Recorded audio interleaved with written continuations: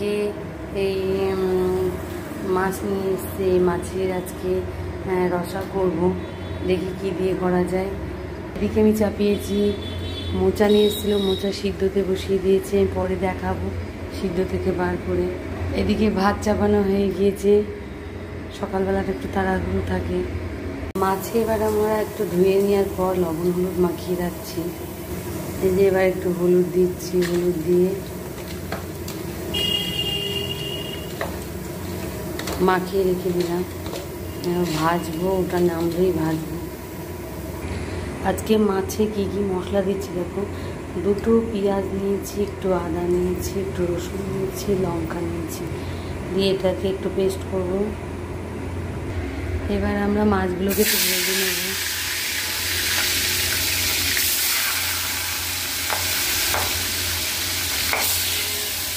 মাছগুলো ফাটছে পটপট করে।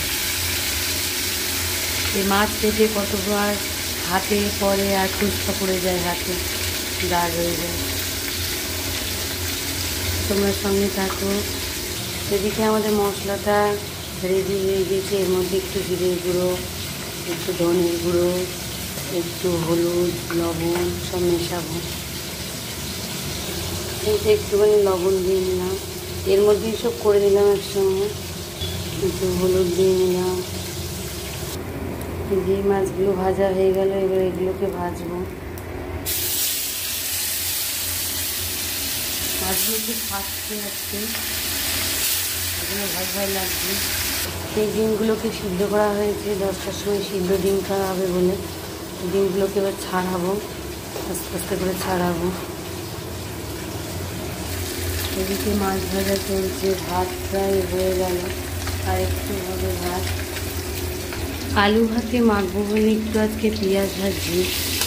পেঁয়াজ ভাজা দিয়ে আলু ভাতে মাখা ভালোই লাগে। শুকনো লঙ্কা দেবো এর মধ্যে, এই যে শুকনো লঙ্কা দিয়ে দিয়েছি। ডিমগুলোকে বললো ডিম কষা করে রাখতে রাতের জন্য, রাতের জন্য ভাবছি একটু ডিম কষা করে রাখবো। এই যে আলু ভাতে মাখছে দেখুন। মাছের কষলায় দিয়ে মশলা দিয়ে কষানো হচ্ছে। মুসুরি ডাল করছি, লবণ দিয়ে দিলাম, একটুখানি হলুদ দেবো। মাছে জল দেওয়া হয়ে গেল, এবার এটাকে ঢাকা দিয়ে দেবো, জলটাকে মারবো। এদিকে ডিমটা কষা, ডিমটা ভাজবো।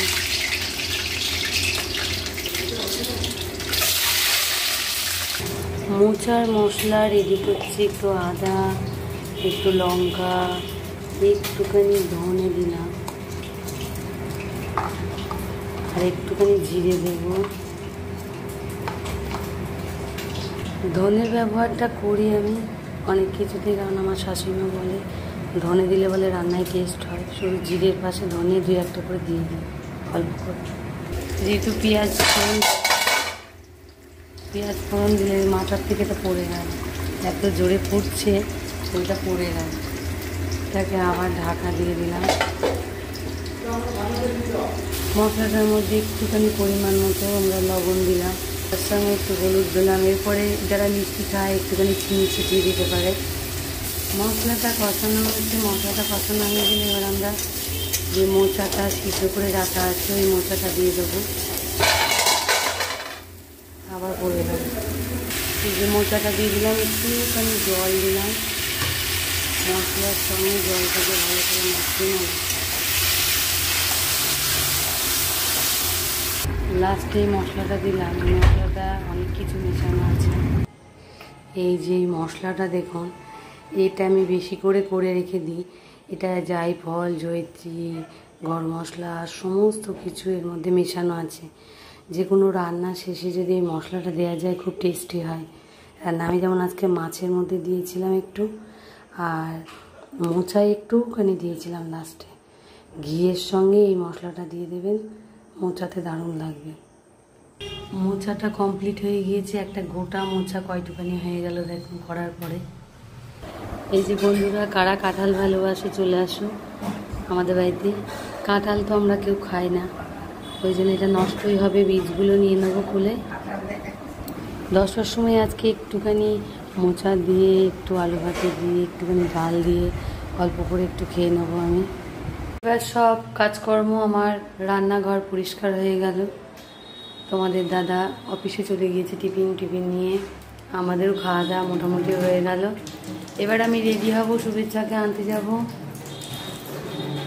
তাহলে আপাতত এই অবধি, টাটা। বাইরে বৃষ্টি পড়ছে, শুভেচ্ছাকে আনতে যাব।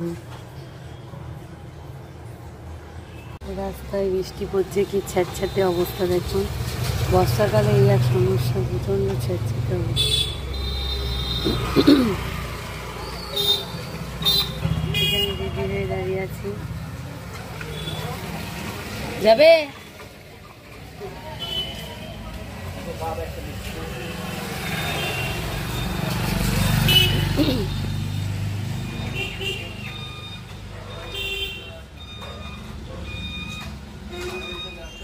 টোটোটা ঠিক করলাম, দেখি কত ওই